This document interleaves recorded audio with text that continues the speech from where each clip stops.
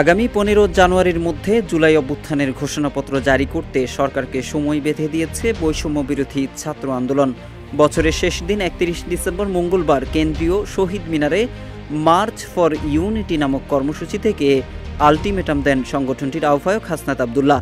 যদিও জুলাই বিপ্লবের ঘোষণাপত্র প্রকাশের জন্যই কর্মসূচির ডাক দিয়েছিলেন বৈষম্য বিরোধী ছাত্র আন্দোলনের নেতারা, কিন্তু নানা নাটকীয়তার পর অবশেষে রাতে ঘোষণা আসে মার্চ ফর ইউনিটি নামক কর্মসূচির। তবে পূর্ব ঘোষণা অনুযায়ী সকাল থেকেই ব্যানার ফেস্টুন নিয়ে দেশের বিভিন্ন জায়গা থেকে আসা নেতাকর্মীরা ঢাকার কেন্দ্রীয় শহীদ মিনারে জড়ো হতে থাকেন। বেলা বাড়ার সঙ্গে সঙ্গে উপস্থিতিও বাড়তে থাকে। তাদের ব্যানার ফেস্টুনে জুলাই বিপ্লবের ঘোষণাপত্রের সমর্থনে স্লোগান লেখা ছিল। বিপরীতে সোহরাওয়ার্দী উদ্যানে বাংলাদেশ ইসলামিক ছাত্র শিবিরের কেন্দ্রীয় সদস্য সম্মেলন অনুষ্ঠিত হয়েছিল একই দিন। সেই সম্মেলন শেষ হওয়ার পর শহীদ মিনার এলাকায় জনসমাগম বেশ বাড়তে থাকে।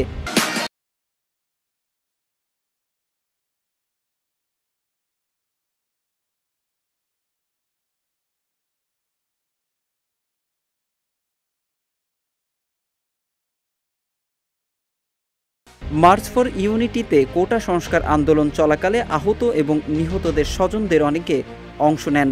নিহতদের পরিবারের সদস্যরা হত্যাকাণ্ডের বিচারের দাবি জানান।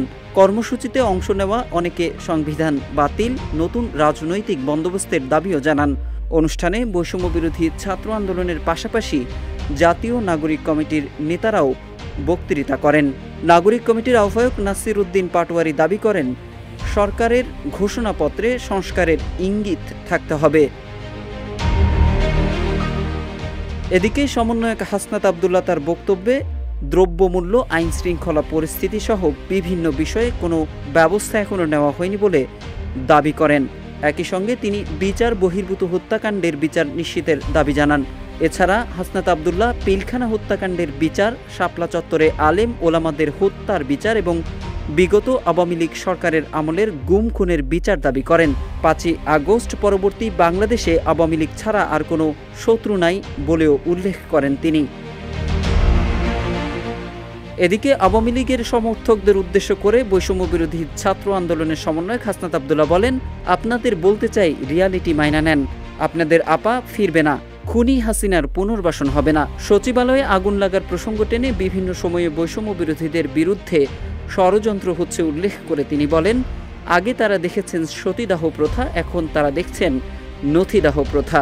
15 জানুয়ারির মধ্যে জুলাই গণঅভ্যুত্থানের ঘোষণাপত্র জারির আলটিমেটামও দেন Hasnat.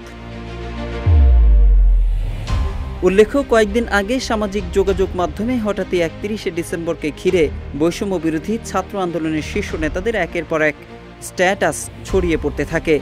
31 December, now or never সহ নানা লেখা ছিল এসব পোস্টে। পরপর এমন পোস্টে তৈরি হয় কৌতূহল।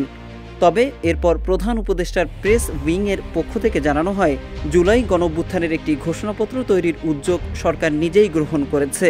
পরে বৈষম্য বিরোধী ছাত্র আন্দোলন জুলাই গণঅভ্যুত্থানের ঘোষণাপত্র কর্মসূচির পরিবর্তে মার্চ ফর ইউনিটি কর্মসূচি পালন করে।